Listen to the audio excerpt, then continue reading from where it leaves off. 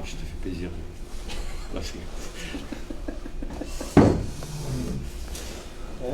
تضحك. طب בשם השם נעשה ונעשה ערב טוב. On est ce soir le mercredi soir, Bezrat Hashem, le 7 du mois de avril, le Kav Vav, puisqu'on est passé au soir le 26 du mois de Nissan, Chaim Tovim, Shalom, on avance dans le temps. Et c'est un shiur qui n'était pas prévu ce soir, mais on va le faire pour la tzlacha d'un ami qui a besoin, Bezrat Hashem, de tout notre soutien. Reuven ben Nissim, Hadad, Hashem Evarech Oto, Uvechol Asher Lo, Shiske Bezrat Hashem, L'Arvacha, L'Atzlacha, Bezrat Hashem, שיגור לו את התיק בניצחון גדול בשבילו ויפלו כל אויביו מלפניו בעזרת השם, qu'Akadosh Baruch Hu soit à ses côtés et particulièrement pour demain בעזרת השם, qu'il ait une grande réussite sur tous ses chemins. Amen ve Amen. On demandera en même temps que ce jour soit pour l'élévation de l'âme de tous les Mété Israël, Vichlalam, des gens qui sont morts à la Shoah, nos frères qui sont partis à la Shoah. Bien plus de 6 millions de personnes nous ont quittés en un espace-temps très restreint, Hashem Yishmor V'Yirahem, jusqu'en 1945 où nous avons enfin vu une lumière sortir des ténèbres d'une situation terrible. Mais Bli Neder, peut-être qu'on fera un cours sur la Shoah demain, j'ai pas très envie, mais bon, peut-être qu'on en parlera, parce que c'est un sujet qui est extrêmement délicat. Mais là, on va parler du Rabbi de Lubavitch. Et j'ai choisi d'Afka de parler du Rabbi de Lubavitch par rapport à Reuven, qui est très attaché à l'âme du Rabbi de Lubavitch. Donc on va parler un petit peu d'un Mahamar très important qui concerne toutes les générations, et nous particulièrement. Bezrat Hashem. J'ai aussi appris que le cousin de ma femme était un grand tzaddik. Je ne le connaissais pas bien, moi personnellement je ne le connaissais pas. Puis que c'est un homme pieux qui s'occupait beaucoup des enfants, c'est un homme merveilleux.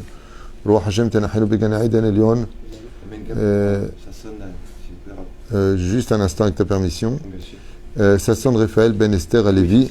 Ah oui, d'accord, donc j'avais le nom. C'est quelqu'un d'Infortville, quelqu'un qu'on connaît très bien. Vraiment. Voilà, donc vous le connaissiez très bien. Il nous a quittés malheureusement un peu trop tôt. Il a laissé ses enfants, une épouse merveilleuse.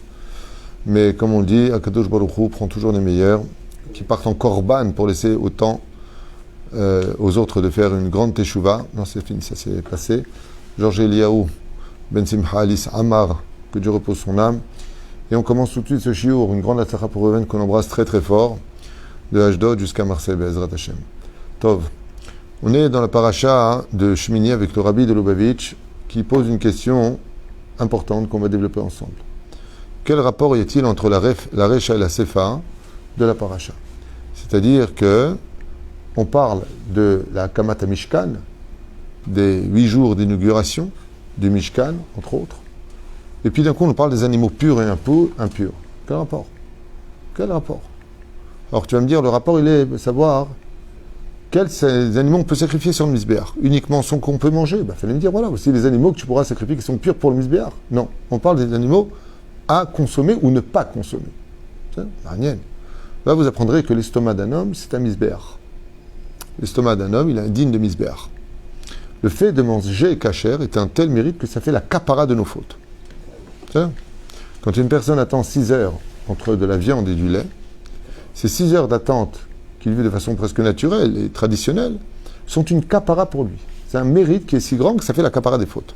Donc c'est un petit enseignement qui n'est pas du Rabbi, mais que je vous lance en même temps en tant que joker, parce qu'il faut toujours que je me le ramène personnellement. Asbon Yerbeyachad, Bezrat Hashem, comment le Rabbi conclut-il à travers ces phrases des enseignements qui sont toujours aussi merveilleux, comme vous le savez. Zchut Rabbi tagen al kol am Israël, ubichlalam al Reuven ben Nissim. Parashat Shmini mithala betiur advarim shinasu beyom shmini lemilouem. Donc on parle là-bas des jours d'inauguration, des 8 jours, ou bien L'achar shivat ayamim akodmim, et les 7 jours qui précédèrent, shebaem ikimu le pirku et amishkan bechol yom, où ils construirent et défaisèrent, le mishkan, ikimu oto sofit beyom hashmini. C'est le 8e jour qu'il fut totalement réalisé. Va'az halal et maaseh avodat mishkan. Et donc a commencé enfin le travail du tabernacle, du misbéach. אחד הביטויים לקדושתו המיוחדת של היום הזה היה באש שירדה מן השמיים ואכלה את כל הקורבנות שעלו אהרון ובניו. Et il s'est passé un miracle extraordinaire ce jour-là, c'est que les premiers sacrifices qui furent sacrifiés sur le misbéach n'ont pas été allumés par la main de l'homme, mais Dieu lui-même, pour le premier sacrifice en tant que... C'est pas le premier sacrifice, Adam a fait des sacrifices. Caïn et Abel ont fait des sacrifices. Pourquoi Abraham Avinu a fait des sacrifices. Car Hegel Meshuleshet. C'est marqué une fois dans Parashat Lech Lecha. Mais en tant que peuple, le premier sacrifice qui eut lieu, Collectif. c'est exactement ça. C'est en tant que Ouma, en tant que nation, eh bien, le Rabbi nous rappelle ce qu'explique nos Chachamim, c'est que c'est un feu qui est descendu du ciel et qui a été le premier combustible de l'histoire en tant que peuple quand on a fait les korbanot. Comme c'est marqué, est un feu sorti d'Hachem et qui a consumé tout ce qui se trouvait sur le misbéach, sur l'autel, et achalavim, vayar et kolam, vayarunu vayplu al penehem. Le peuple d'Israël a été subjugué, il est tombé sur sa face, prosterné devant Hachem, rempli d'un amour infini, comme le dit la Torah. Et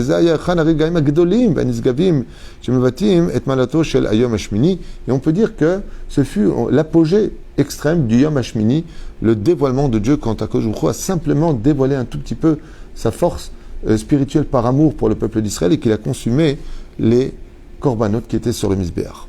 Top. Alors il vient dire ici, de deux façons différentes, quel rapport entre l'un et l'autre. D'un coup, il dit comme ça.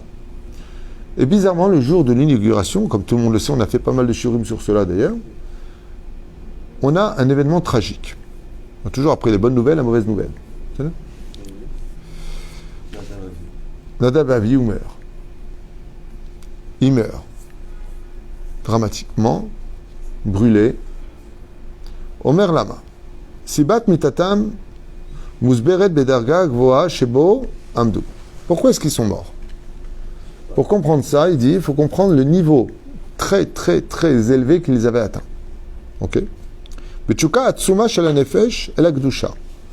L'amour infini qu'ils avaient pour la Kedusha et pour Dieu était si grande qu'elle rejoignait le En-Sofit. Le En-Sof. C'est-à-dire, ils aimaient Dieu à l'infini. Est-ce que c'est bien d'aimer Dieu à l'infini, d'après vous? Ben non. Pourquoi non? Parce qu'on est plus connecté ici. Ça les a amenés là. Intéressant ce que tu viens de dire. Intéressant ce que tu viens de dire. Ça les a amenés à leur perte. On n'est plus connecté ici. C'est vraiment que je dis ça parce que le Rabbi, surtout Egan Alenu, explique que dans la chassidoute, le fait de manger d'un animal qui a le sabot fendu, oui, c'est le symbole de toi qui connais un petit peu la maçonnerie. Quand tu veux que tu colles un sol par terre, qu'est-ce que tu fais? Tu fais des rayures, nachon, tu vas fendre pour que ça adhère complètement, nachon. Il a fait mode. Le Rabbi, il dit, pourquoi on doit manger des animaux de façon symbolique, plus chassidoute, de ces deux signes-là, pour répondre à ta question. D'un côté, il est maléguera, donc il est ruminant, et de l'autre côté, il a les pieds sur le sol. Il dit, c'est ça toute la chassidoute. Pour être un bon juif, il faut avoir les pieds bien sur le sol, comme ces bovins et tous ces animaux cachers qui ont le sabot fendu, donc ils ont les pieds bien ancrés. D'ailleurs, on est obligé des fois de leur nettoyer, les décrotter. Dans le monde matériel, ils sont très dans la matérialité, et ils mangent de cette matérialité, mais maléguera, mais il les lève vers le ciel, il les ramène vers le monde du haut. Donc c'est un peu rejoindre comme ça. Et donc là, toi, tu veux dire qu'ils étaient que maléguera, ils n'étaient pas le sabot fendu. Symboliquement, ça ferait un peu ça. D'accord? C'est mignon. Ça rejoint ce que dira le Rabbi plus tard d'ailleurs dans son livre. Jonathan aussi fait une chassidoute sur ça, c'est extraordinaire. Il parle que puisque le sabot il est ouvert, ça veut dire que vu que les âmes elles se mettent dans l'animal cachère avec le sabot fendu, le sabot fendu, donc il y a possibilité de s'échapper une fois que le tikkun il est fait. Alors qu'avec les animaux... Tu veux dire par là que le fait de manger cachère permet à l'âme de pouvoir s'échapper par la suite? Pour la suite, parce que... de sa réincarnation. Voilà, il est fait que par dans l'animal cachère. C'est pour ça que ça rumine, parce qu'il... Ça c'est Rabbi Nachman. Il a fait Meod, Chazak ou Baruch. Tchitchukatam, Zoibia Otam l'idée, Kalut Anefesh, זאת אומרת, התנתקות הנפש מן הגוף מתוך תשוקה עצומה לקדוש ברוך הוא. Et là, le Rabbi Lubavitch, il dit que le problème qu'ils ont eu, c'est qu'ils se sont extrêmement élevés. Et ce fait de s'élever a été si grand que leur âme, en fin de compte, vous savez que l'homme est emmené là où il veut aller. Ben, eux, ils ont voulu mourir. Mais pas dans le sens « je veux mourir ». Dans le sens où le corps me dérange pour pouvoir courir vers Dieu. Je comprends un petit peu la différence. Il y en a un autre qui est mort comme ça, comme Ben Azaï. Ben Azaï, pareil. Ça veut dire que l'homme, imaginez qu'il est attaché à des chaînes pour ne pas tomber, il veut rejoindre sa maman, d'accord? Il va couper ses chaînes, mais on n'était pas pour tomber, pour se jeter dans les bras de sa maman. C'est un peu ce qu'on fait Nadav et Avihu. Le Rabbi, il dit que leur niveau était tellement élevé de Torah que quand ils sont rentrés à l'intérieur, ils ont dit, mais si on pouvait briser ce corps, sortir du corps pour courir vers Hachem, on le ferait. Et ce corps nous empêche de monter vers les sphères les plus célestes. C'est incroyable, oui. Et là, le Rabbi, il dit, en réalité, selon le Rabbi, c'est pas le feu réellement qui les a tués. Ce sont eux qui ont créé ce feu qui les a tués. La Neshama a brûlé leur corps. C'est leur propre Neshama qui a brûlé leur corps. Okay. Il y en a qui disent que le feu est sorti réellement, qui est rentré par les narines. Ah, ce qu'on dirait que les deux se sont rejoints. Il y a eu un court-circuit. On peut dire ça comme ça. Davazé Mamchish, est un Mahamad Anala Shanam Israël, Beotoyom, Shmini le Midoam. Et de là, on voit, quel niveau extraordinaire ce 8e jour a pu être, parce que comme on avait atteint, on a dit tout à l'heure, l'apogée de Dieu qui se dévoile et qui vient consumer les korbanot sur le Mizbeach, c'était une telle effervescence au sein du peuple d'Israël que Nadav et Abihu ont décidé d'aller, on peut plus, on veut Dieu. Ils sont rentrés à l'intérieur. Seulement, ils ont oublié un détail. Lequel?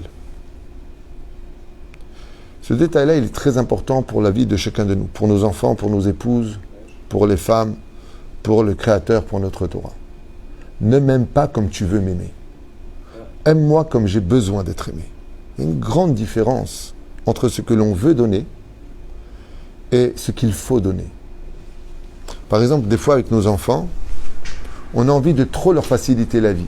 Ou pire encore, on veut tout le temps leur compliquer la vie. Oui, mon père, il ne m'a pas donné, tu veux, t'as qu'à travailler. Bon, c'est là. Alors, tu sais quoi, tu veux qu'on prie pour que tu meurs, pour qu'il y ait un héritage. Il ne faut pas être fou dans la vie. Il faut donner à nos enfants, non pas par rapport à ce que nous, on pense.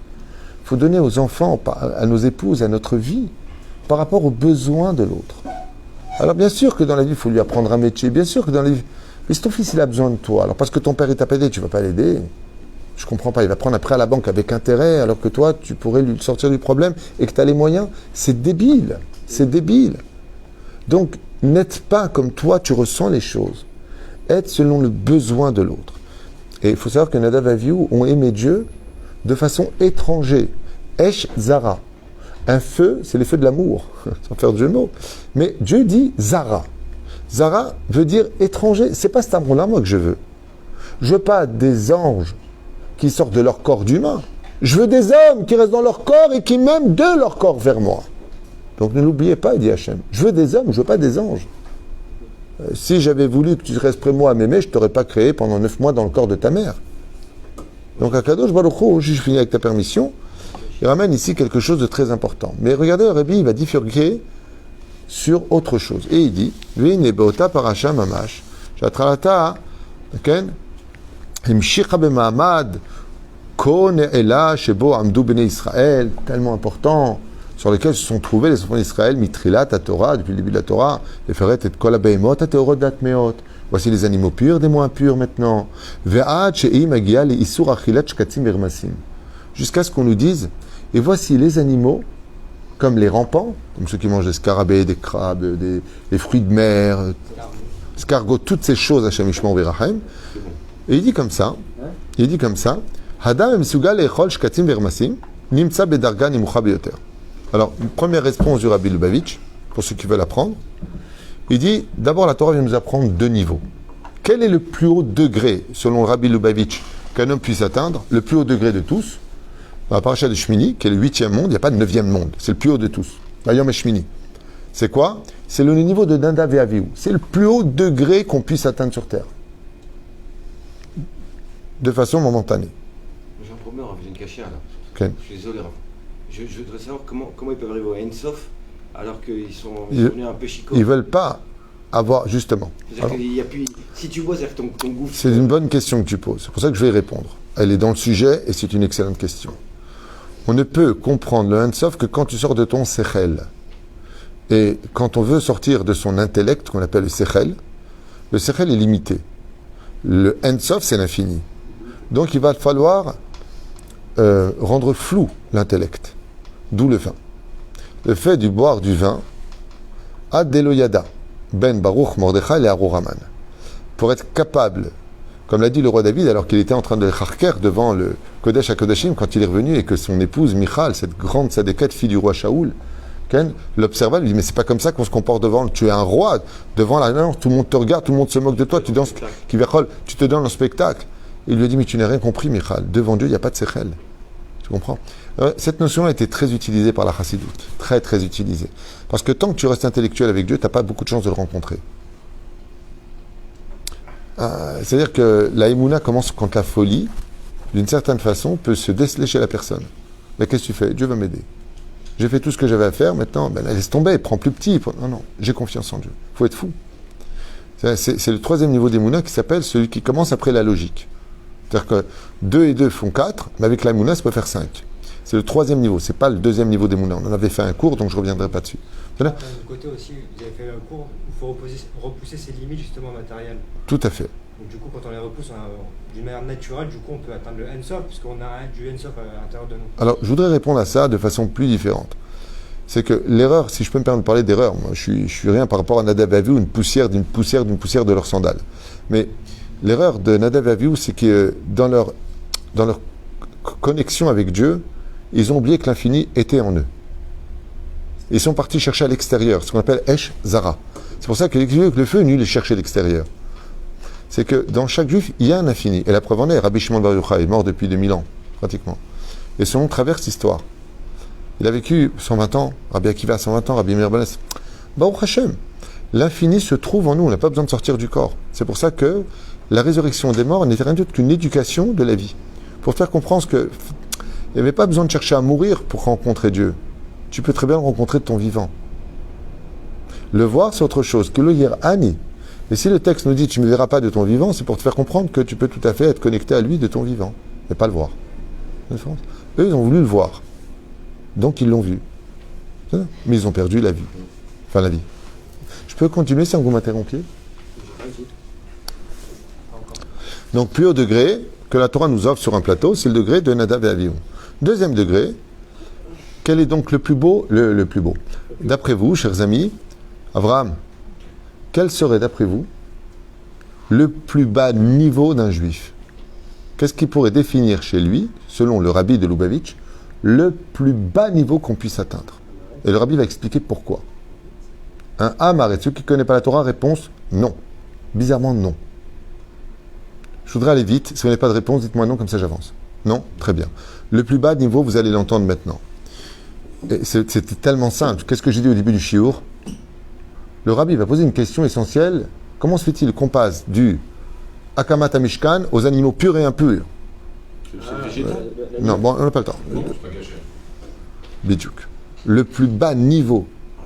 Ça veut dire que le plus bas niveau qu'on puisse trouver chez un juif, c'est quand il ne mange pas kasher.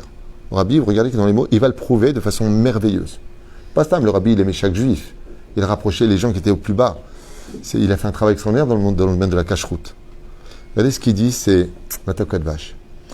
Adam Amesugal Echol Shkatim Vermasim. Si un juif, il est capable de manger non kasher, il est capable de ça. Nimsa Bedarga Anemucha Beyoter. Tu peux être certain qu'il est au plus bas, du plus bas, du plus bas qu'on puisse atteindre au niveau du judaïsme. Parce que la base de tout le judaïsme, c'est la cacheroute. C'est vrai? Sheken Ela Devarim, Nefesh El Adam Katzabahem. C'est marqué noir sur blanc, comme le ramène le Ramban sur la Torah, comme c'est marqué dans Vaïkra, chapitre 22, verset 8, comme c'est marqué dans le Shulchan Aruch, dans Yoreh De'ah, il ramène ici une tonne de références. Tout le monde est d'accord. De quoi? Que l'âme juive telle qu'elle a été créée, Katsa Nafsho Misé, ça dégoûte de façon naturelle un juif de manger des huîtres, de manger des... Nous avons une âme qui vient de Chelek Elokam Imal. Et le rabbi, il dit, c'est comme si qu'un ordinateur était capable de te donner un autre programme que celui que tu as inclus en lui. C'est-à-dire qu'il y a une puce ordinateur en lui. Il est préprogrammé. Et d'un coup, il te fait une chose comme... qui n'est pas dedans. Un bug, exactement.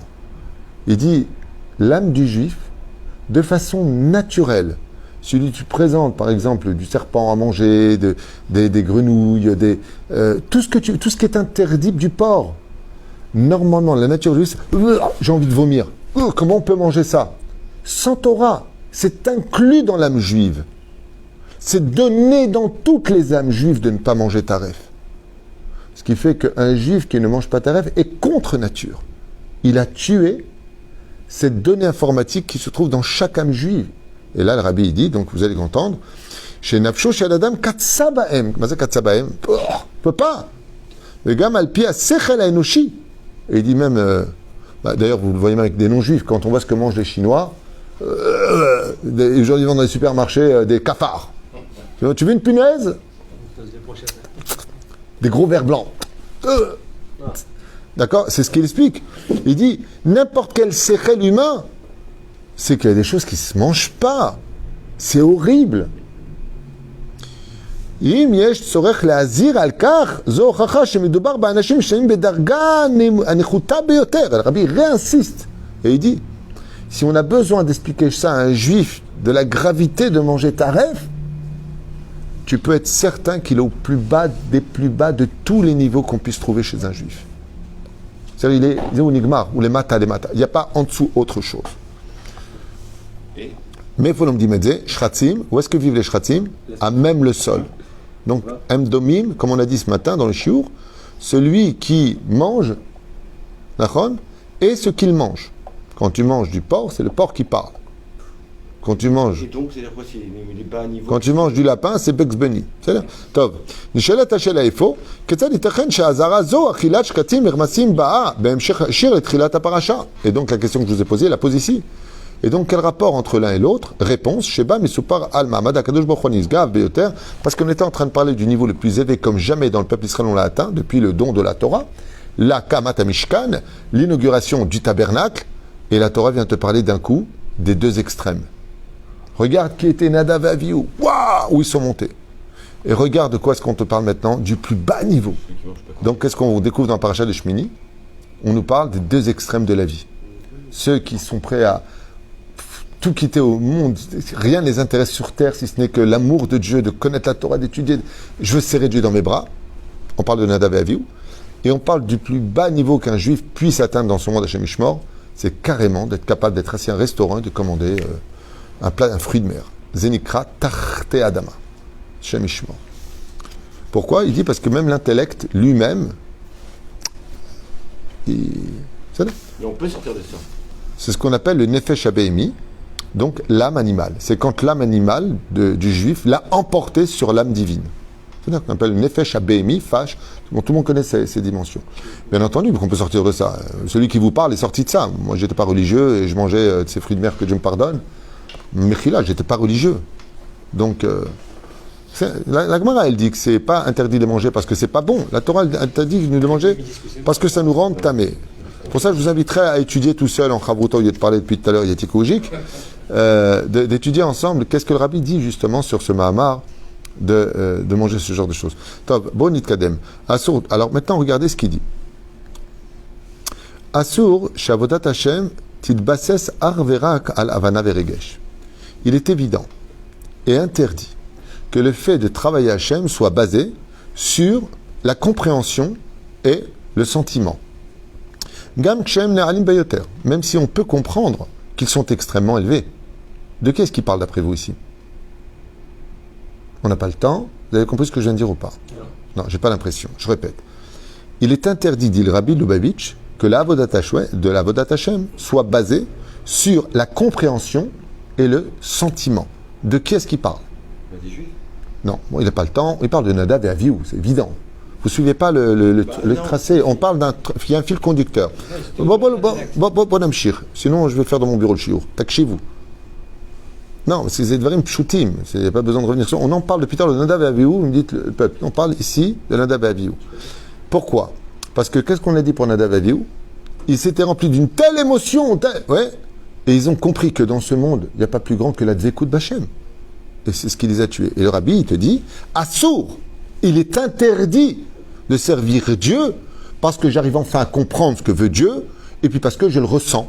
C'est pas comme ça que ça se passe. Ça mène à la mort. Parce que, pour deux raisons. La première, c'est avant que tu démarres de comprendre ce que voulait Dieu, ça peut prendre plusieurs réincarnations. Et la deuxième, la Torah n'est pas basée sur les sentiments, mais sur le mot mitzvah, ordre. Parce que si aujourd'hui tu as besoin de ressentir, de faire les mitzvot, alors ça veut dire que demain tu ressens plus, alors tu fais plus. Il y a un gamme dans tout cela. Il y a quelque chose qui ne va pas, dit le Rabbi. Donc c'est très important de retenir 2 enseignements qui valent le coup d'attendre jusque maintenant pour les entendre. Le judaïsme assour, il dit carrément assour. Shavodat Hashem, titbases alma, ala sechel ala regesh. Chaz ve-shalom. Alors quoi? J'ai besoin de comprendre, à la Havana, il dit exactement ici, à la Havana ve regesh. Gam kshe'em ne'alim beyoter. Même si tu vas dire qu'ils vont atteindre les plus hauts degrés, ouais, j'aime tellement Dieu, mais tu sais pas à quel point. Oh, calme-toi, calme-toi. Habassis lakol ou kabbalat ol malchut shamaim. Car la base de tout le judaïsme, là il parle de qui? Nadav et Avihu. Doit être basée sur le ol malchut shamaim, le joug des mitzvot de la Torah. Je prends sur moi les 613 mitzvot de la Torah parce que j'ai un roi, parce que je veux l'honorer lui, parce que lui c'est comme ça que Dieu il veut que moi je travaille pour lui. Et non pas parce que je ressens l'envie de le servir. J'ai voulu finir tout le livre des Télim. Tellement j'ai pleuré, c'est trop beau. Coupé, on l'a dans la boîte, c'est bon. On n'est pas dans un film, dit le Rabbi Lubavitch. On n'est pas dans un... Oh là là, hier j'ai étudié, j'aurais pu étudier toute la nuit. Il dit, ça c'est du Yetzer Hara. D'ailleurs, on tourne dans la page du Rabbi, il dit, pourquoi on a besoin de 2 simanines? Tu aurais pu me dire, voilà les animaux purs et les animaux impurs. Qu'est-ce que tu as besoin de me donner des signes? Le Rabbi, il dit, tu sais pourquoi tu as des signes? Parce que le Yetzer Hara, il sait s'habiller soi-disant en pur, mais il ne sait pas faire les 2 signes. C'est comme quand tu trouves un objet, il te faut 2 signes. C'est ça? Si un mazé kabbalat ol, c'est joug, c'est le poids. Si tu ne vis pas, la Torah avec le fait de prendre sur toi la charge des 613 mitzvot que Dieu t'a donné, non parce que toi tu veux lui donner, tu n'as aucune base dans le judaïsme. Et ton âme ne peut plus rester dans le corps pour servir Hachem. Il y a une déconnexion entre la matérialité et la spiritualité. Ce qui correspond à quoi? À Kamat HaMishkan, qui était fait de matériaux d'or, de bois de chittim et autres. Oui. Et rempli de spiritualité. Et le Rabbi met en garde. Et ça, je peux vous promettre, ce qui m'émue le plus dans ce que je suis en train de dire, c'est mon expérience vécue autour de moi des gens. Je vous affirme, j'ai connu, alors même à Paris, un Lubavitch. Chaque fois, c'était à l'époque où j'avais fait tchouva, j'avais près de 18 ans et demi. Il sortait avec sa grande barbe comme ça, sa femme, le kissou, et toujours à faire des grandes leçons. Eh oui, viens boire, faut toujours être heureux. C'est vrai, j'ai vécu ça. 3 ans plus tard, à l'âge de 20 ans, je fais ma alia. Pas de kippa, pas de barbe, plus rien, pas de kissouille. La femme en pantalon, j'ai rien compris. Bon, je connaissais rien à l'époque au judaïsme, mais j'en ai connu tellement après. Un étivot pareil. Une pseudo-ramanite qui passait son temps à faire des réflexions à tout le monde. Et toi, tu dois être comme ça. Et toi, tu dois être comme ça. Et toi, tu dois être comme ça. Du jour au lendemain, pour des raisons qu'on ne connaît pas. On ne juge pas, hein. Mais c'est exactement ce que dit le Rabbi. Il fallait voir là, être là à vous. Oui, mais il n'y a pas comme le Seigneur. Il n'y a pas comme Dieu. Il n'y a pas... Calme-toi. Dieu, tu te dis, tu crois que tu peux vraiment me comprendre? Tu crois que tu peux vraiment m'atteindre? Fais ce que je te demande. Fais ce que je te demande. Tout ce qui est basé sur l'émotion et vous comprenez pas. Quand je mets les tefilines, je vois une lumière. Ouais, il va finir allumé, lui. Il va finir allumé. Le Rabbi, il dit, car si la base est telle qu'elle, sur le reggae et l'enthousiasme, ça ne veut pas dire qu'on ne doit pas avoir d'enthousiasme, il faut avoir de l'enthousiasme. Mais pas parce que je le comprends, mais parce que je sers Hachem. Tu te rends compte qu'est-ce qu'il y a? J'ai vu les films ce matin. Et alors? Mais tu te rends compte que Dieu, il a demandé une chose et il m'a permis de le faire. C'est sur ça que ça doit être basé. Parce que si demain tu n'as pas envie de le faire, n'oublie pas aussi que c'est ton roi qui t'a demandé. Tandis que là, le Rabbi, il est très fort dans ses mots.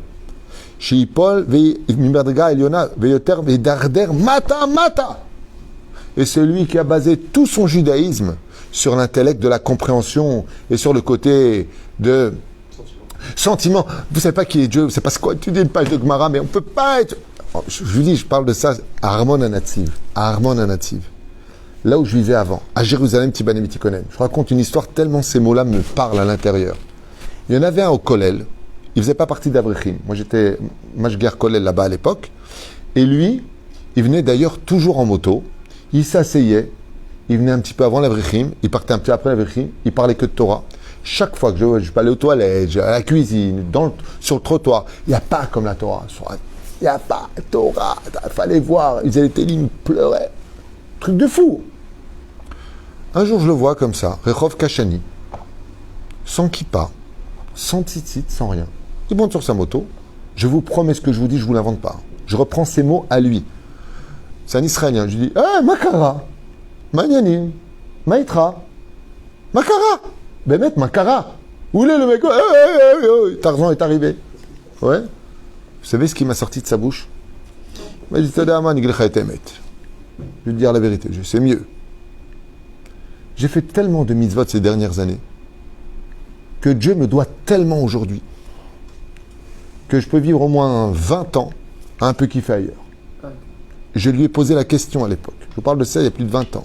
Je lui ai dit, et elle est où toute ta itavout?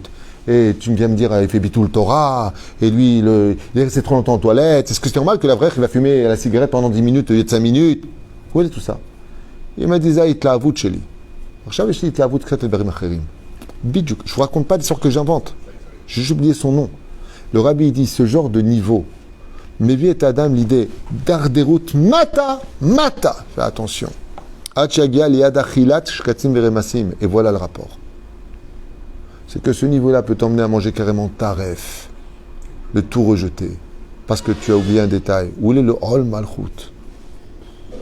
Je ne sais pas si vous comprenez le niveau. Moi, je kiffe ce shiur plus que tous les autres. Je dis franchement, Zedavar Kolkar Emet, ce qu'il dit le rabbi ici, c'est un psychologue de la Torah, le rabbi Lubavitch. La reine Gam Bedargot Agvoot Beyoter. Et même quand tu penses atteindre les plus hauts degrés, Shal Em Seperet Parashat Shmini, comme le raconte la Parashat Shmini, Nidrash Ayesod Shel Kabbalat Ol. On vient te faire comprendre qu'à quelque chose qui veut que tu prennes sur toi, ce n'est pas sur le sentiment. Qu'une fois, une personne m'a dit, ah non, moi je préfère cette mitzvah-là. Non, celle-là je la fais pas, je l'aime pas. Je te promets. Ou alors pire, combien de fois vous avez rencontré des gens, pourquoi tu fais pas Shabbat? Pourquoi tu manges pas ça? Pourquoi tu fais pas ceci? Je ressens pas. Vous connaissez cette phrase? Je me sens pas prêt, je ressens pas. C'est exactement de cela dont parle le rabbi Lubavitch. Imagine, tu passes un feu rouge. J'ai un petit exemple. Je suis bête comme garçon, donc je me permets de lancer un mot. Tu passes le feu rouge et tu as le flic qui t'arrête. D'accord? Mettez-vous sur le côté. Okay. Et il te dit, monsieur, vous êtes passé au feu rouge. Ouais, j'ai pas ressenti franchement que je devais m'arrêter. J'avais pas envie. Monsieur, vous avez payé un PV. D'accord? Ça vous coûtait 1000 shekels, vous faites le permis, vous avez le permis confisqué. Non, j'ai pas envie de vous le donner. Je ne paierai pas le PV. Je ressens pas. Peut-être demain, je me calmerai. J'ai pas envie. Je comprends pas. Je ne comprends pas pourquoi. Il n'y a personne et j'ai pas provoqué d'accident, donc je ne comprends pas pourquoi un PV, vous êtes bête. Lui, on lui retire le permis à vie, il risque de faire de la prison, il va payer sa race. C'est exactement dont parle le rabbi Lubavitch. C'est exactement ça, et on le vit. Je ressens pas.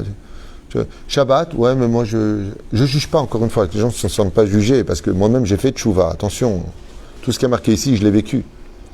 Et combien de fois j'ai voulu faire des choses que je n'avais pas vraiment envie de faire, que je ne ressentais pas, mais le secret de la Torah, c'est que Narase Benishma. Pour pouvoir ressentir, il faut le faire. Mais si tu cherches à ressentir pour faire, tu ne commenceras jamais.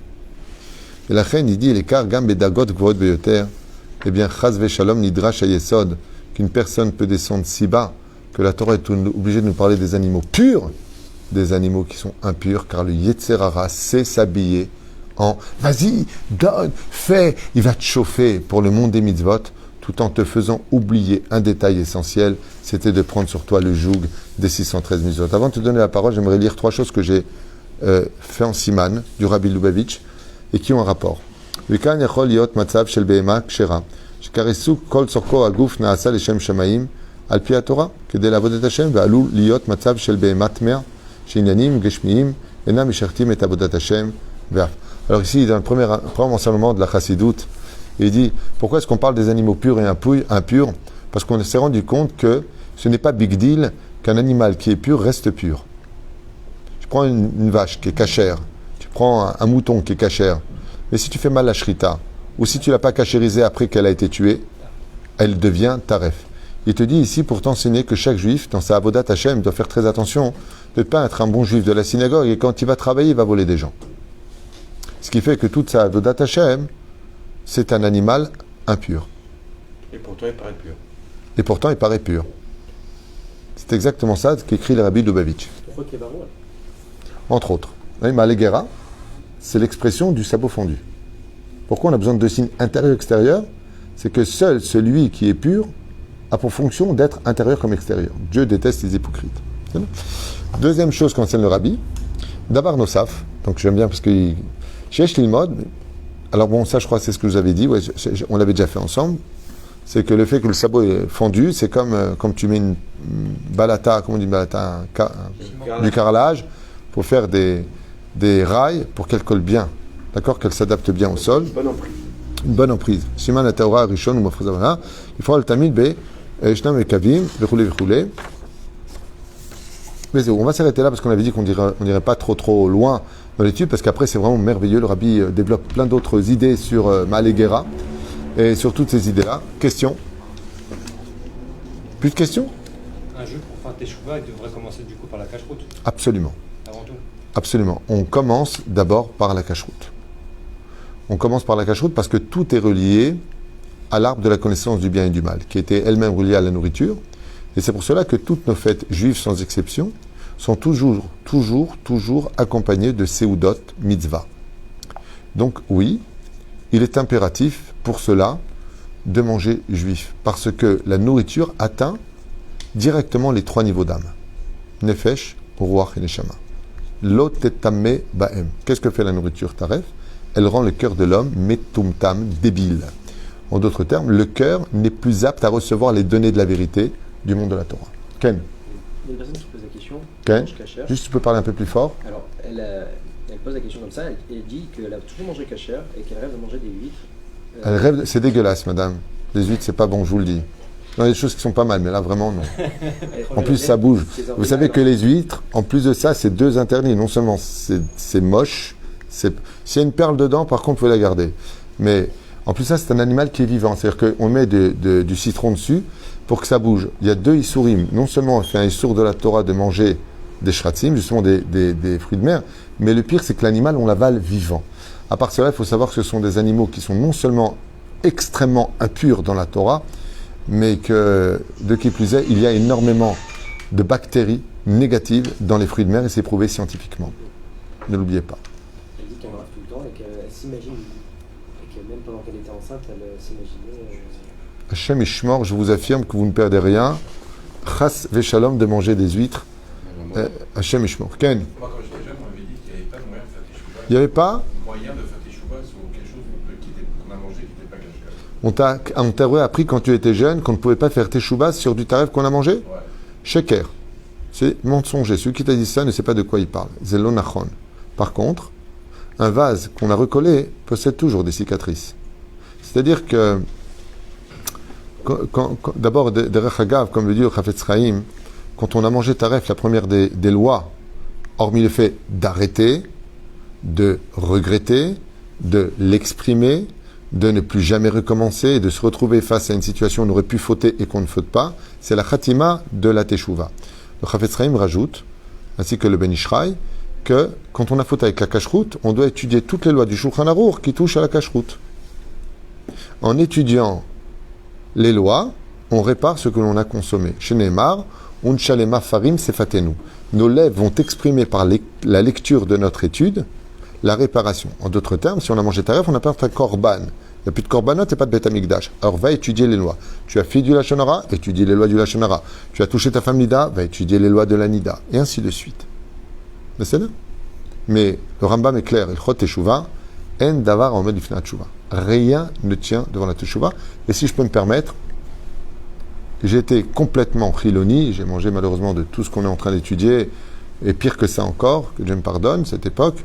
Et j'ai fait teshuva et je ne ressens pas le besoin de réparer plus que ce que j'ai réparé. Bien entendu, dans la vie, après on a des souffrances qui s'interposent. Si on n'a pas fait teshuva, ou quand on regrette, par exemple, le mec il a mangé des crevettes, d'accord, ou un écrevisse par exemple. Vous avez même en français, hein, crevisse, crevette, crève, même ça rien. C'est pas pour rien. Et puis il dit, oh là là là là là, quel dommage, c'est pas cachère, qu'est-ce que j'aimerais en manger. Alors s'il dit ça, par exemple, parce qu'il les a goûtés à une époque, malheureusement, et il a rendu son âme vraiment impure, c'est-à-dire que ce que moi je peux vous affirmer, c'est que si on voyait, à travers des rayons ultraviolets, quand une personne mange une huître chasvé shalom, qu'il est juif, Ken, ou il mange une crevette, ou quelque chose d'impur, ou du porc, si vous voyez ce qui se passe à l'intérieur, ce serait comme avant qu'il ne le fasse, comme une âme blanche extrêmement pure, extrêmement belle, d'une beauté sans pareille. En la consommant, tout devient noir, mais d'un noir obscur, extrêmement laid. On pleurerait. À un tel point que les Mekoubalim disent que notre Neshama se transformerait en chien noir mésique. C'est un chien nuisible. On ressemblerait à des animaux. Et le rabbi le dit ici. L'animal prend fonction dans ton corps et c'est l'animal qui te possède. Pourquoi ? Je voudrais faire une parenthèse avant de vous laisser. Vous voulez l'entendre ? Très bien. Si la Torah aujourd'hui nous parle des animaux purs et impurs, c'est relié à un sens très important de la vie. C'est que on ne peut pas demander à quelqu'un de lever un poids qu'il ne peut pas lever. Tous les animaux cachers sont des animaux qui eux-mêmes vont commencer un travail d'élévation. C'est-à-dire que l'herbe se nourrit du minéral, mais qui va nourrir le bovin, les animaux cachers, les herbivores, chez nous. Vous savez ? Donc le travail des 3 degrés minéral, végétal et animal se sont déjà proposés. À notre niveau, à nous, grâce à la Torah, les lois de la shrita et de la cachérisation vont nous permettre d'élever maintenant l'animal au niveau de l'homme.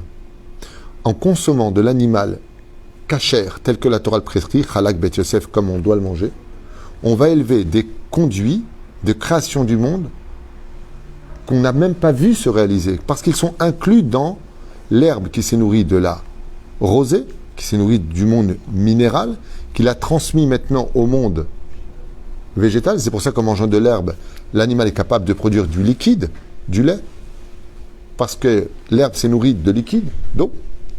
Et ce qu'il y a d'extraordinaire, c'est que quand on va consommer cela, on va élever l'animal à l'état d'homme.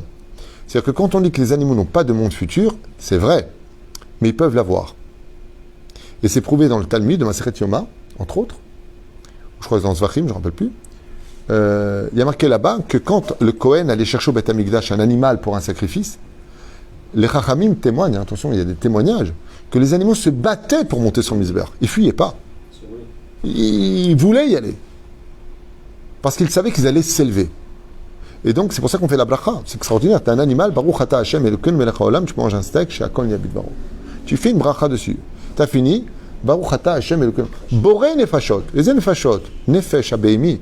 Tu viens de créer en elle une élévation qu'elle n'aurait jamais pu atteindre sans toi. En d'autres termes, les animaux ont beaucoup plus à y gagner d'être mangés par l'homme de façon correcte que de rester animal. Sauf si celui qui le mange est un animal. Il va la manger sans bénédiction. C'est ça ?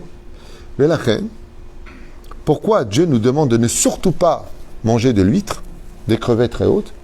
C'est parce que, par contre, dans le poids des animaux cachers, le juif a la force de les amener jusqu'à lui.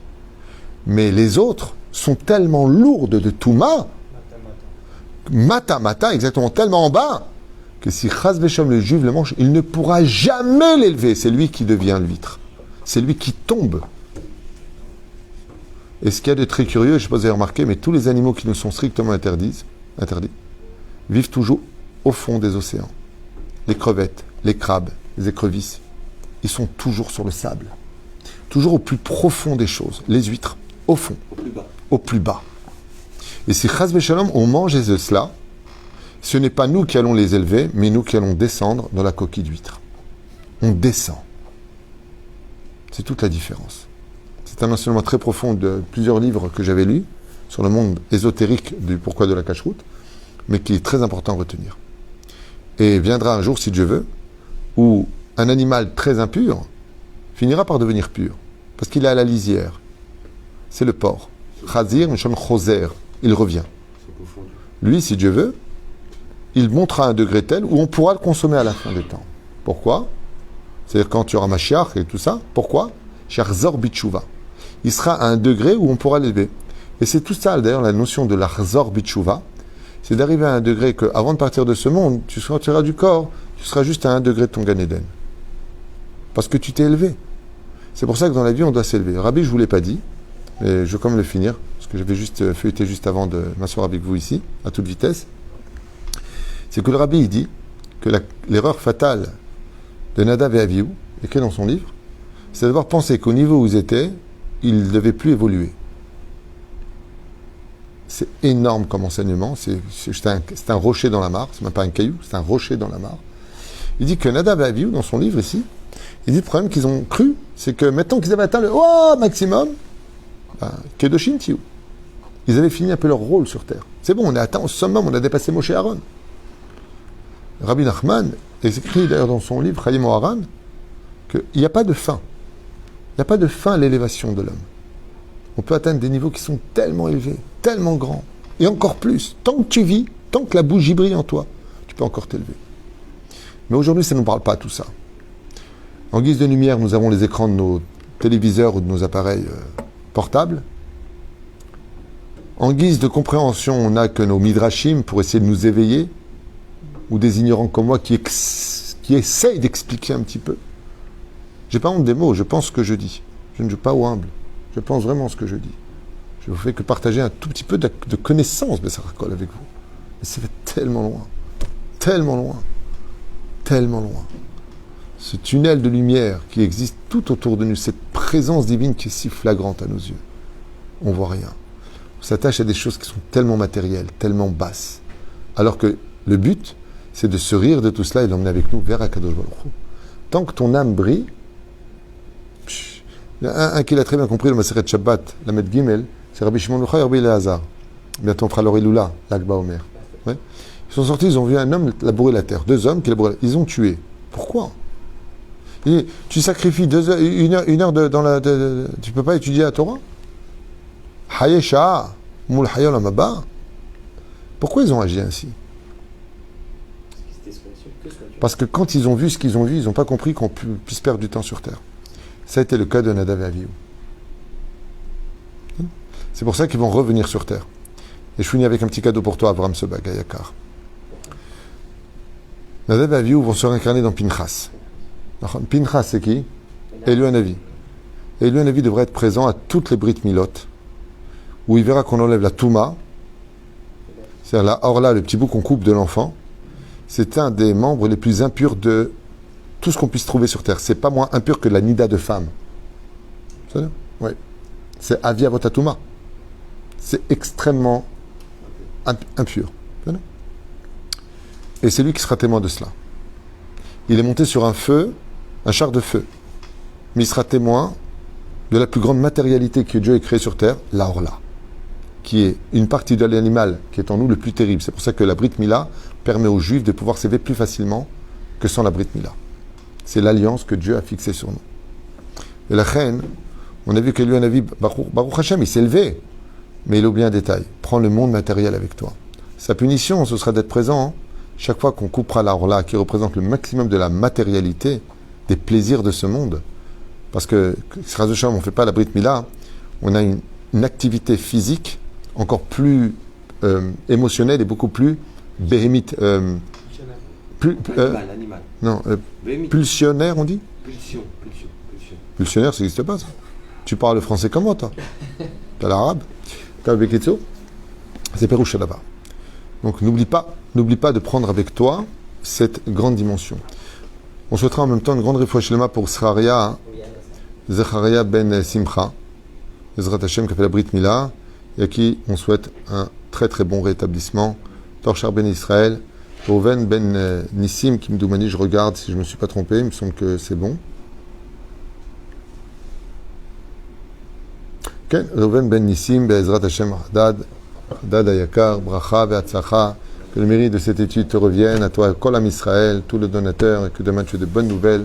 L'chaim tovim, shalom, comme Hashegzor Hashem Zerak le Tova, Ve'livracha Ve'akol Yeh Tov l'chaim. Toda Rabba.